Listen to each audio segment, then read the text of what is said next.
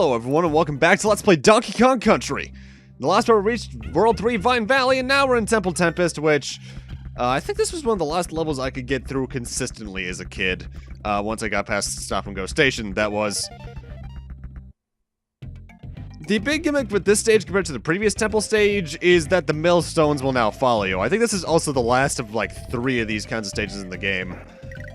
Also, I think that bonus stage is one of the few opportunities they outright can give you an easy 1-up just by jumping on 8 enemies. Not many opportunities for that in the game. Either way, I believe this is our formal introduction to Espresso, so let's again go over his abilities. He runs fast. He can float by mashing the jump button a little bit in midair. He can't harm enemies at all, though, so that's his big downfall. Mobility-wise, he's probably my favorite animal buddy in the game, but in terms of doing anything else, not so much. Either way, we're coming up on the next bonus stage. In the next pit, just follow the bananas down. All 3 Donkey Kong Country games do that sort of thing where they usually try to give you some hint that there's something in like a bottomless pit you can fall into, but in all 3 games' case, there are cases where they don't do that too well in my eyes. Though I think Donkey Kong Country 2 also added in a couple of versions of that where, say, you walk through a room to get an animal buddy, and when you come out, you're on the opposite side of a wall you were just on, and you're supposed to figure out that to get a DK coin that's, like, plainly in sight, you need to jump onto an invisible hook. I think that's in one of the honeycomb levels in specific. And I'm mixed on that kind of design mentality. At least there's a way you can tell that you're supposed to go down there. But at the same time, I've also seen games trap you with that exact same mentality. They put like a banana in the pit to make you think there's something down there, then you jump down, you fall in the bottomless pit anyway. Because, you know, some people are dicks like that. Though, I will admit, I see that more often in fan games of such rather than in main games. Also, the millstones here, they follow you, obviously. That's the main gimmick of the stage. You're running away from them like the Indiana Jones boulder. However, if in the case you stop hearing the millstone's little tapping effect from when it's chasing you, you can actually backtrack through the areas it was in. Also found down here for the G. I guess the way you're supposed to be able to tell you can get that is because the rope is so long. I don't know, honestly. Either way, Temple Tempest, not a very annoying level. Not too fond in some of the ways some of the secrets are hidden, though. And we're 40% of the way done. I should note that I believe the game's timer only counts whenever you're in control. Because I don't think we're 40 minutes into, 30 minutes into, I think we're more than 30 minutes actually into actual gameplay time. So I don't know what's going on there. It's probably just whenever you're in control of the stage. Either way, welcome to one of my least favorite stages in the game, Orangutan Gang.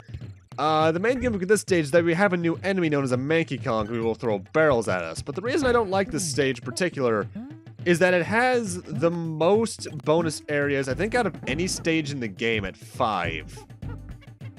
And getting them can be kind of an annoyance in of itself. That's the Manky Kong, by the way. Just fly over them, jump on them. You can actually use their barrels to open up secrets, though, if you want to. And honestly, the best route in order of getting the 5 bonuses is to actually go to the second one first due to where it spits you out. Because I think the first secret spits you out after the second. And a lot of the secrets here are pretty plain too. They're just get the hidden things. I know for a fact there's actually unused data of an extra bonus room like that with, I think, 4 or 5 tiles you can break by jumping on them. I forget which one it is. I forget what the most we're going to see is. Either way, now that we got the second bonus, we want to fly all the way back to the start of the level because that's where the first one is. And this can actually be kind of tricky because if you lose Espresso here, you're going to have issues reaching the secret then. Because unless there's some way you can check out the game I'm not aware of, which there likely is, I will admit, you need him in order to reach it. Also, we just saw it there a little bit. Something I didn't mention about Espresso is that he can run over smaller enemies like claptraps, due to his long legs. Either way, if you can't tell by what we're spelling out with this bonus stage, we're going to be getting a Winky token from this. And this is going to be our 3rd one, meaning we're going into his bonus stage, which next to Ramby's is probably my 2nd least favorite. There's nothing inherently wrong with it, it's just the fact that I find it a bit harder to get extra lives in compared to Espresso or On Guard. Those are my 2 favorites, without a doubt. Espresso's in particular, because you can get 7 1-ups from it. It's also probably the one where I recommend going for the doubler as early as you can, because it's just kind of hard to go out of your way here last, at least with the way I play the game. In terms of how I was introduced to this game, though, I know I've mentioned this, I played this game a lot when I was a kid. But it was just playing a game we had on our Super Nintendo when I was growing up. My mom and I played it a lot together because my brother and I, whenever we were playing games, we were probably playing like Mario World, or I was watching him play Zelda or something. And this was just a game I played. That's basically it. Had it when I was born. And usually when it comes to games like that, I'm usually a bit softer on them because of it. But honestly, this game I think does have a lot of issues now that I'm looking back upon it. But I'll get more into some of those during the credit sequence. Either way, now I want to ditch Espresso because the next bonuses are kind of annoying to find. That is something DKC does every now and then in all 3 games, where what you think is a bottomless pit is not a bottomless pit. Not only sometimes are there just like bonus barrels in them, but sometimes there's they're not actually pits, they're just little hidden rooms. I know there's one... I think it's it's 2 worlds from now that I don't show off where you can find a Rambi in it during a certain, darker level.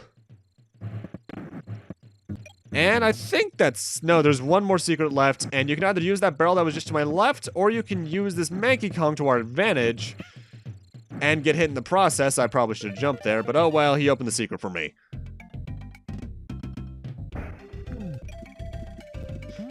But yeah, in terms of Oran-utan Panic, trying to get all 5 secrets in one run is actually very annoying. If you're new to the game, I'd recommend coming through here in multiple trips. More than likely 2, maybe 3 if you're just not that good at the game. Oh boy, time to get more of Cranky's musings. Ah, at last, somebody to chat with. You can find fun and rompy rampage between a rock and a hard place. If you see a barrel with stars on it, break it open. It's a midpoint marker. Well, that's about the size of it. Well, there was nothing new there. You are useless, old man. And now it's time for Clam City, which, if you can't tell just based off where we are on the world map, is another underwater level. One thing I really like about the later Donkey Kong Country games, and by later, I mean like the Returns games in particular, because they're much more recent, is that they actually did a good job in remixing a lot of the music in my eyes. I know for a fact Tropical Freeze has great remixes of both Aquatic Ambience here and Sticker Brush Symphony from Diddy's Conquest. You know, though, comparing this game to the later games, it is, in my eyes, very interesting how much just small additions can make a better game, because the Animal Buddies having that little special ability mapped to the A button, I think it was. At least I think it was A. It's been a while. Can make the game so much more interesting on several levels, be it squitters like webs, on guards, big charge. I think Rambi had another charge ability too. And that made the game surprisingly more enjoyable because of it. Small changes can really just increase your experience so much, as well as just smaller details. Some of the reasons Breath of the Wild worked so well as a game. Even though some people don't think it's a Zelda game, which I disagree because, well, first off, obviously it has the Zelda title on it, and as well, it's basically just a much better version of Zelda 1 for the current market. As usual, underwater stages here in DKC 1 don't have bonus stages, so you don't really have to worry about exploring too much. You just have to find the Kong letters, and even then, they don't count for anything. I just get them because it makes me feel better inside. On guard's also probably the easiest animal buddy to keep with you in terms of when you get hit, because almost every single room in these areas has a ceiling, and you can usually keep pace with them pretty well. Either way, it's time for this world's boss fight against Queen Bee and Bumblebee Rumble. And this fight can actually be kind of annoying. Queen Bee, when you hit her, she becomes temporarily invulnerable, hence the red zinger thing, because red zingers are always invulnerable. And then she'll be constantly flying up and down to try and hit you while doing so. It's not a hard boss in concept, in fact, execution's not too bad either, but you really need to be able to learn her pattern as for her waviness, and get used to moving quickly. In terms of preferable Kong for this fight, I suppose, it doesn't really matter. If you're trying to hit her, I would recommend Diddy. If you're trying to protect yourself during the red zinger phase, I'd recommend Donkey, because I think that her hitting the barrel on top of Donkey will give you temporary invincibility frames or something. Either way, like most of the bosses in this game, nothing too intimidating. In fact, that's honestly one of the game's weaker points. The boss fights, while fun in my eyes, are a bit too easy. Either way, welcome to World 4, Gorilla Glacier, the worst world in the game. Why? It's an ice world. I think you can figure out where this is going from here. ice physics. And this game controls fairly well, albeit in my eyes a bit stiffly for the most part, but these ice physics are just outright horrible. And I'm usually a guy who likes ice physics, or at least ice worlds. Though I will give this world this great music, and we're already starting off with what's, in my eyes, probably the worst of all the levels in this area. This is Snow Barrel Blast, and there's a shortcut you can take in this place to make it a lot easier on you that I don't take because I want you to see just how ridiculous this can be. This is also where they start really introducing the rotating blast barrels. And they're the worst ones in my eyes because, like I mentioned, I think 2 parts ago at this point, maybe 1, I forget.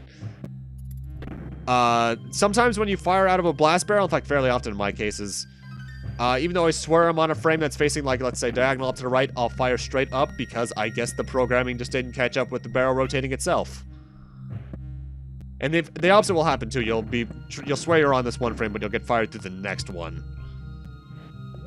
Really good music in the ice areas, though.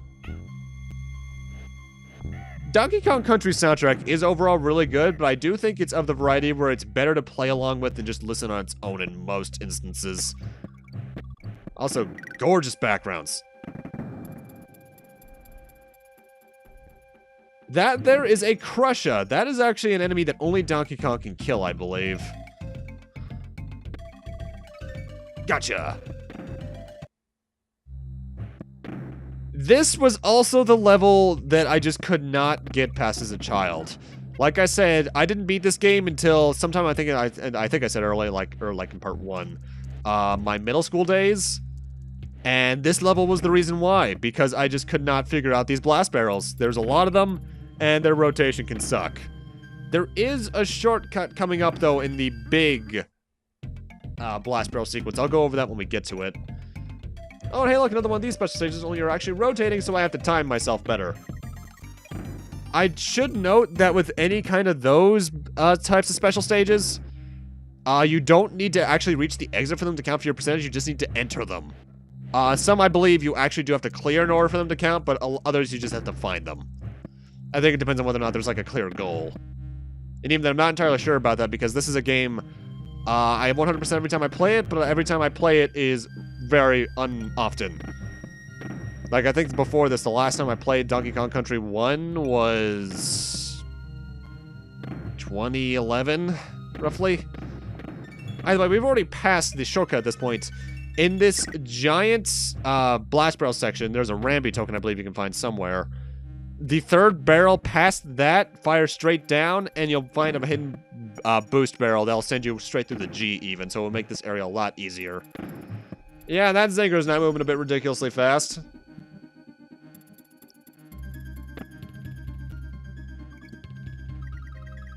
But, yeah, the whole Gorilla Glacier, as we'll see for the rest of this part and a good amount of next, is just a bunch of ice physics, and it doesn't work too well.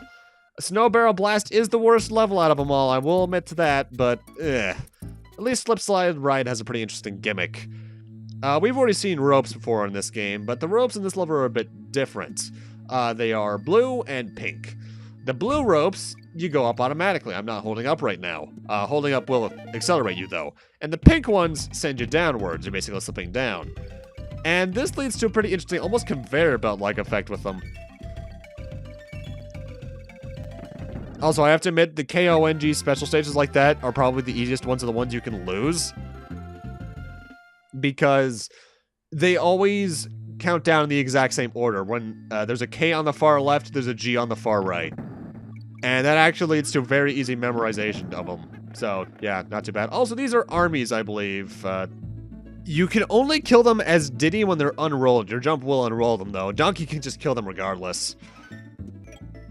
I do find it weird, though, that so many of the island's just native insects and animals try to fight Donkey, despite him being, I think, supposedly their leader. And this how the island has his skull on it, or at least a mountain shaped like his face. And it's named his island, so what the hell's going on there, huh? Well, I suppose technically it'd be Cranky's Island, wouldn't it? Because he's the original Donkey Kong. But, family name. He's in the will. I'd hope. Because the Kremlings, I understand, they're the villain's henchmen. As with the Well, actually, no. Considering the bosses don't really are never Kremlings aside from the final boss, I guess he got them to work for him somehow. I guess they wanted his Donkey Kong's bananas as well. Huh. Mind you, it doesn't matter in the long run. Let's be honest. A platformer like this' story is about as worthwhile as what's a big shade I could throw? Looking at my RPG collection.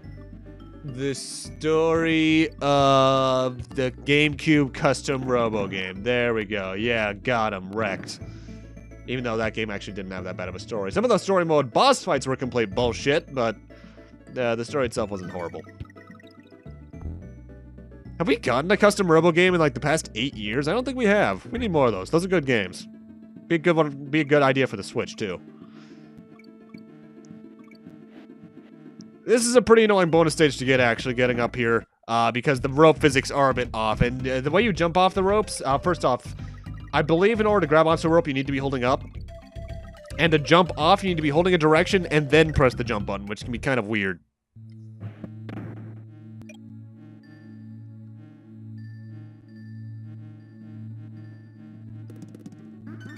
Donkey didn't make a sound when he got hit. That's weird. I'm going to assume it's because the zingers were taking up a sound channel. That's technology. But I openly admit, Donkey Kong Country, I know I've said this before, this game is beautiful for Super Nintendo, and I love these gemstones in this level in particular. And the only reason I'm talking about how the level looks is because at this point there's nothing really interesting to say about the actual level itself. The gimmick itself isn't too annoying or intrusive. The ice physics are still the worst part of it, and even then, when you're on ropes a good amount of the stage, it doesn't matter. So, yeah. Jumping from rope to rope can be kind of annoying, and I think I technically get this G the way you're not supposed to, because there's another rope coming up here to the top right you're supposed to jump on to get to that, I believe, because I think that rope moves. Either way, with that, I'm going to end this off here. Thank you guys for watching, and in part 4, we'll be continuing on in Gorilla Glacier, and checking out that next stage, and hopefully getting into World 5 in the process. See you guys then.